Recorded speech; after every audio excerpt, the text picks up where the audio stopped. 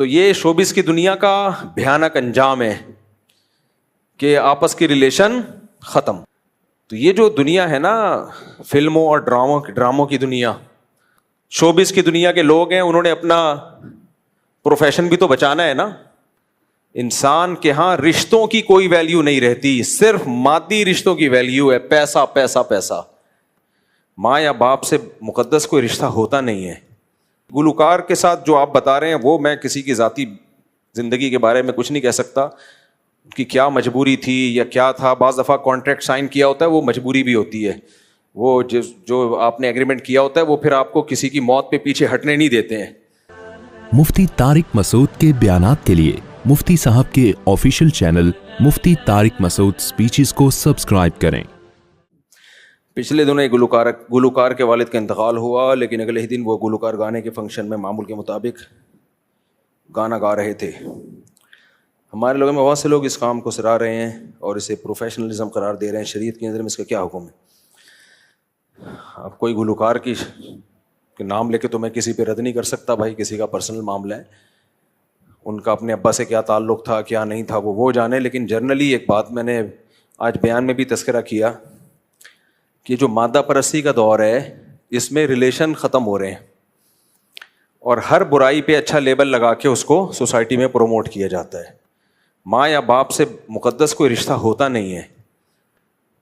تو وہی بات ہو جائے گی وہ جو میں نے بتایا نا, کینیڈا میں 35 سال پہلے ایک آدمی کہتا ہے وہ انگریز خاتون آئی ہوئی تھی, اپنے شوہر کی ڈیتھ تھی تو ڈیڈ باڈی کے لیے سائن کرنے کے لیے ہاسپٹل میں گئی ہوئی ہے فل تیار, اور کہہ رہی مجھے آفس کی دیر ہو رہی ہے. اسی رات اس کے شوہر کی ڈیتھ ہوئی ہے. تو اب مادہ پرست لوگ تو بولیں گے پروفیشن بھائی جاب ہے, شوہر ہے.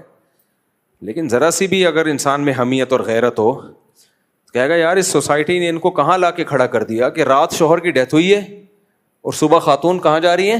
آفس. تو اس کا مطلب کوئی ریلیشن ہی نہیں ہے, کوئی تعلق ہی نہیں ہے. تو یہ جو دنیا ہے نا فلموں اور ڈراموں کی دنیا, اس میں 2 کیس تو آپ کے سامنے آ چکے ہیں. 1 مہینے کے اندر 2 اداکاراؤں کی موت ہوئی ہے اور دونوں کی لاش میں بدبو سے پتہ چلا کہ مر گئی ہیں. اس سے پتہ چلتا ہے دین کو چھوڑنے کے بعد انسان کے ہاں رشتوں کی کوئی ویلیو نہیں رہتی, صرف مادی رشتوں کی ویلیو ہے. پیسہ پیسہ پیسہ. یہ کتنی بڑی تباہی ہے. ایک اداکارہ کی لاش 9 مہینے بعد مل رہی ہے, اس کے ابا کہہ رہے ہیں کہ مجھے اس سے کوئی لینا دینا نہیں ہے. میڈیا نے اس کے ابا پہ اتنا دباؤ ڈالا. میڈیا نے کیوں دباؤ ڈالا؟ اس لیے کہ بہت سارے ایکٹر لوگ اور ایکٹریسز ان کی اوقات سامنے آ رہی تھی کہ ان کے ہاں یہ ریلیشن کی یہ حیثیت ہے. ظاہر ہے جو شوبز کی دنیا کے لوگ ہیں انہوں نے اپنا پروفیشن بھی تو بچانا ہے نا. تو اس لیے ابا اماں پہ دباؤ ڈال کے ان کو اگلوایا گیا کہ ہاں جی ہماری بیٹی ہے. اور کچھ لوگ کہہ رہے تھے یہ باپ اور ماں کا بیٹی سے ایسا رشتہ نہیں ہونا چاہیے. بھائی بیٹی کا ماں باپ سے کوئی رشتہ نہیں تھا, یہ اس کی علامت ہے. ماں باپ کا کام ہے بلوغت تک بچوں کو کیئر کرنا جب وہ چھوٹے ہیں. جب بڑے ہو گئے تو اب ان کا کام ہے ماں باپ کو خوش کرنا. لیکن ہمارے ہاں بچوں کے حقوق آج کل ماں باپ سے زیادہ چل رہے ہیں. نوجوان نسل کو خوش کرنے کے لیے نا ان کو اپنے باپ کا بھی باپ بنایا جا رہا ہے اور یہ سارا سیٹ اپ چل رہا ہے سوسائٹی میں. نوجوان لوگ اس سے خوش ہوتے ہیں جب ان کو ماں باپ کے حقوق بتائے جائیں تو ٹینشن میں آتے ہیں. تو ان کو تو وہ اسکالر اچھا لگتا ہے جو ان کو بالکل آزاد کر دے, مادر پدر آزاد کر دے.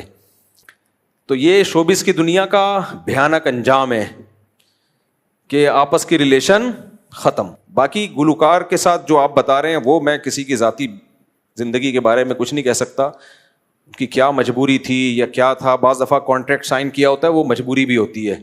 وہ جو آپ نے ایگریمنٹ کیا ہوتا ہے وہ پھر آپ کو کسی کی موت پہ پیچھے ہٹنے نہیں دیتے ہیں کہ وہ کہتے ہیں آپ نے کانٹریکٹ سائن کیا ورنہ آپ کو بھاری جرمانہ دینا پڑے گا. وہ کسی کی پرسنل چیزوں میں نہیں پڑتا, لیکن جنرلی ایک اصول بیان کر رہا ہوں کہ شوبز کی دنیا اصل میں مذہب سے بغاوت کی دنیا ہے. تو مذہب سے بغاوت جہاں بھی ہوگی انسانیت کا جنازہ اٹھے گا, وہاں پہ انسانیت نہیں رہے گی. انسانیت کا بس کچھ چند ڈائلاگ رہ جائیں گے, انسانیت ختم ہو جائے گی. تو اب ڈائلاگ رہ گئے ہیں بس. انسانیت کا رشتہ سب سے پہلے انسان, human rights, women rights, rights وائٹس گئے تیل لینے. کوئی رائٹ وائٹ کوئی نہیں دے رہا. رائٹس کے انگریز تھوڑی بیوی کو حقوق دیتا ہے. ویمن رائٹس پہ تقریریں کروا لو انگریزوں سے. ویمن میں بھائی وومن میں تمہاری اماں پہلے ہے. کوئی رائٹس ہیں اماں کے؟ کوئی رائٹس نہیں. وراثت تک نہیں ملتی. بیوی کے حقوق نہیں ہے, بیٹی کے حقوق نہیں ہے. رائٹس کی تقریریں کروا لو بیٹھ کے. اچھا میرے بوئی, عورتوں کے لیے اکیلے قبرستان جانا عام ہوتا جا رہا ہے. خواتین کے اس عمل کی شرعی حیثیت کیا ہے؟ غلط ہے بھائی. ایک کوئی قبرستان میں جن بن کے بیٹھ جائے, ایک دن کسی خاتون کو ڈرا دے, وہ اپنے شوہر کی قبر پہ آئے نا, وہ پیچھے چھپ جائے اور اس شوہر جیسا حلیہ بنا کے کہے میں آ گیا, وہیں بے ہوش ہو جائیں گی وہ. تو یہ صحیح نہیں ہے. قبرستان کا ماحول تو خراب مت کرو. ایک ایسی جگہ ہے جہاں جا کے انسان آخرت کی یاد تازہ ہوتی ہے. ایک ایسی جگہ ہے جہاں جا کے انسان لے کے تھا بیٹا اچھا نہیں ہونے والا تمہارے ساتھ. وہاں بھی اگر خواتین جا رہی ہوں تو پہلے خواتین برقعوں میں آئیں گی, تھوڑے دن کے بعد چہرہ کھولنے کے آئیں گی, پھر اس کے بعد خواتین کو روکنا کہاں آسان ہے بھائی. پھر اس کے بعد وہ بھڑکیلے قسم کے برقعے آئیں گے. پھر جب قبرستانوں میں رش بڑھے گا تو پھر چادروں پہ آ جائیں گے. پھر وہی ماحول بن جائے گا. قبرستان میں اور حیدری کی مارکیٹوں میں فرق ختم ہو جائے گا. پھر قبرستان جانے کا دل چاہے گا کہ میں کب مروں گا.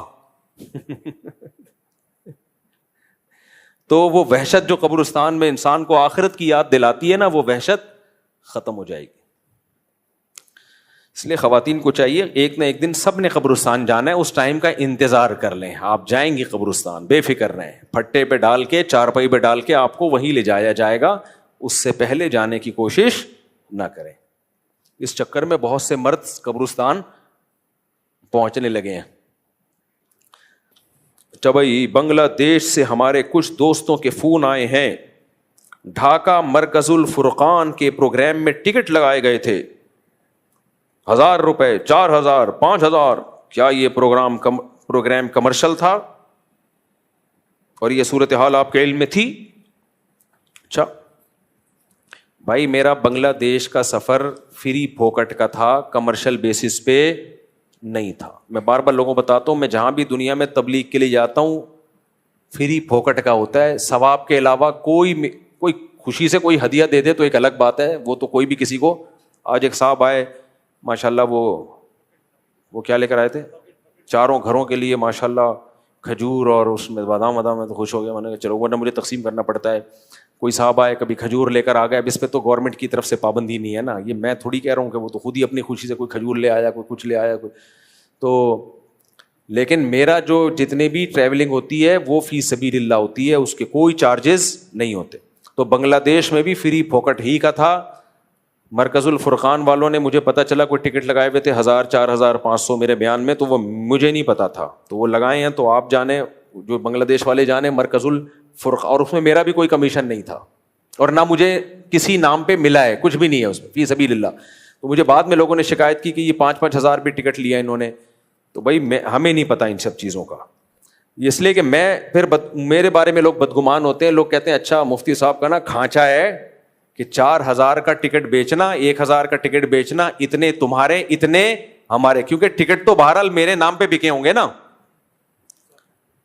بھائی. مشہور شخصیت کے نام پہ ٹکٹ بکتے ہیں نا کہ بندہ آ رہا ہے تو بیچو. اب تو میں ان کو پہلے سے جانتا بھی نہیں ہوں, مجھے تو مولانا طلحہ صاحب تھے جو بنگلہ دیش میں ہمارے ہوسٹ تھے, انہوں نے بلایا تو میں تو ان کے ماتحت تھا. تو اب کسی نے ٹکٹ بیچا ہے نہیں بیچا مجھے نہیں پتا بھائی. تو اس لیے میں نہ کسی کو صحیح کہہ رہا ہوں نہ غلط کہہ رہا ہوں, لیکن میرا یہ دورہ کمرشل بیسس پہ نہیں تھا. کیونکہ لوگ میرے بارے میں بدگمان ہوتے ہیں کہ یار 4000 کا ٹکٹ ہے تو میرا خیال ہے 500 شاید مفتی صاحب کا بھی کمیشن ہوگا. تو ایسا کچھ بھی نہیں ہے. وہ لوگ یہ کہتے ہیں, میں ان کو منع کرتا ہوں ٹکٹ شکٹ نہ لگایا کرو. وہ یہ کہتے ہیں کہ بھائی وہ ٹکٹ لگانے سے یہ ہوگا کہ ہال فری میں نہیں ملتا, تو وہ جو اس طرح کے مال ہیں یا ہال ہیں تو وہ فری میں نہیں ہوتے, تو اس میں وہ ان کے پیسے دینے پڑتے ہیں, تو ہم لوگوں سے لیتے ہیں. اچھا, کچھ لوگ کہتے ہیں کہ یہ جتنے پیسے دینے پڑتے ہیں اس سے زیادہ میں لے لیتے ہیں یہ لوگ. یعنی ہال اگر 5 لاکھ کا ہے تو ان کے ارننگ 10 لاکھ کی ہوتی ہے. تو پھر لوگ پوچھتے ہیں وہ 5 کہاں گئے, تو بھائی وہ میرے پاس نہیں ہے. کچھ نے کہا یہ ہال 20 لاکھ میں بک ہوا اور ٹکٹ بکے 40 لاکھ کے. مفتی صاحب آپ کو پتا ہے وہ 20 لاکھ مزید کہاں گئے, آپ کو کتنے ملے اس میں سے, آپ کا کتنا کمیشن تھا؟ بھائی مجھے ثواب کے علاوہ کچھ بھی نہیں ملا. تو یہ میں اس لیے کلیئر کر رہا ہوں کہ آپ جانیں, وہ لوگ جانیں, جو بنگلہ دیش والے جانیں اور مرکز وہاں مرکز کو مرکز بولتے ہیں بنگلہ دیشی زبان, مرکز الفرقان والے جانے.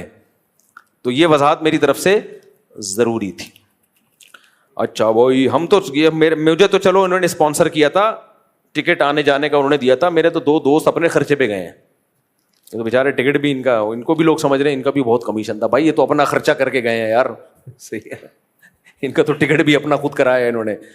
میرے ساتھ کوئی بھی جائے نا فری پھوکٹ میں نہ جائے. کچھ کیونکہ بعض اسکالرز ہوتے ہیں وہ جا رہے ہیں تو ان کے ساتھ 8-10 غریبی میں جا رہے ہوتے ہیں, وہ بھی سب فری ٹکٹ ہوتے ہیں. میں نے اپنے دوستوں کو بولا ہوا ہے مجھے اگر کوئی کہیں بیان کے لیے بلائے گا, اگر میرے ساتھ جانا ہے تو میں اس کو بولوں گا اس سے پیسے لو. فری پھوکٹ میں, فری پھوکٹ کی دوستیاں تو بھائی سب کی ہوتی ہیں. آپ کو ہمارے ساتھ جانے کا کتنا شوق ہے ٹکٹ کے پیسوں سے پتہ چل جائے گا. فری پھوکٹ کی دوستیاں کیا. ایسا بھی ہوا, ابھی میں بنگلہ دیش جا رہا تھا, 2-3 دوست, مفتی صاحب ہم بھی آپ کے ساتھ جانا چاہتے ہیں, میں آپ سے بہت محبت ہے اس تبلیغی سفر میں, تو آپ ہمارا بھی ان سے کہہ دیں. میں نے کہا ٹھیک ہے میں آپ کا بھی کہہ دیتا ہوں. بھائی 2 بندے اور آ رہے ہیں.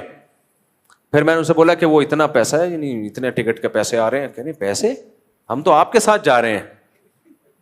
تو میں نے کہا آپ کو مجھ سے چونکہ محبت بہت زیادہ ہے, محبت بہت زیادہ ہے نا, کیونکہ مذہب کے نام پہ نا ہمارے ہاں ٹریننگ یہ ہوتی ہے کہ مفت خوری کی عادت ڈلوائی جاتی ہے مذہب کے نام پہ. بھائی مذہب تو خرچ کرنا سکھاتا ہے, مفت خوری تو کہاں سے سکھاتا ہے مذہب یار. مذہب تو سکھاتا ہے خرچ کرنا سیکھو. مفت خوری کی عادت یہ مذہبی لوگوں کا کام نہیں ہے. اگر کوئی ہے تو اس کا مطلب وہ مذہبی ہے نہیں. آپ کیسے پھر صاحب خود ٹکٹ بھی اپنا ہی خود ہی کر لیتے. تو میں اتنی پاؤں پھیلاؤں گا جتنی میری چادر ہے, کیونکہ میری ٹریولنگ ایک صرف بنگلہ دیش کی تھوڑی ہے, ہر تھوڑے دن بعد کہیں نہ کہیں جا رہا ہوں. اگر میں اپنے خرچے پہ جانا شروع کر دوں تو میرے بچوں کو تمہارا باپ کھلائے گا کیا؟ کیا؟ تو میں ان سے کہتا ہوں بھائی آپ مجھے امریکہ بلا رہے ہو, کینیڈا بلا رہے ہو, بیان کے لیے بلا رہے ہو, تو اتنا تو کر لو کہ آنے جانے کا ٹکٹ دے دو. تو بس اتنا ہی کرواتا ہوں, اس سے زیادہ میں تو ان سے یہ بھی نہیں کہتا کہ ہوٹل میں ٹھہراؤ. میں کہتا ہوں میرے اپنے ریلیٹیو ہے, میں ادھر ٹھہر لوں گا. ہوٹل کا خرچہ بھی کرنا ہے تو تمہاری وہ ہے, مجھے نہیں چاہیے ہوٹل. مجھے تو انٹری مارنی ہے, اس کے بعد فری پھوکٹ کے مسجدوں میں بیان رکھواؤ, کوئی ٹکٹ لگانے کی ضرورت نہیں ہے. اب اندر جانے کے بعد کیا ہو رہا ہے کیا نہیں ہو رہا ہے یہ میری ہیڈک تھوڑی ہے, میں تو پھر اسی میں ساری زندگی برباد کر دوں گا اپنی. تو اس لیے وہ پہلا جو میرا امریکہ کا سفر ہوا وہ میرے اپنے خرچے پہ تھا, اس پہ بھی لوگوں نے پیسے کمائے ہیں. مفتی صاحب آ رہے ہیں اتنے پیسے. میں نے کہا بھائی کہاں کے پیسے, تو میں خود خرچہ کر کے آیا ہوں بھائی.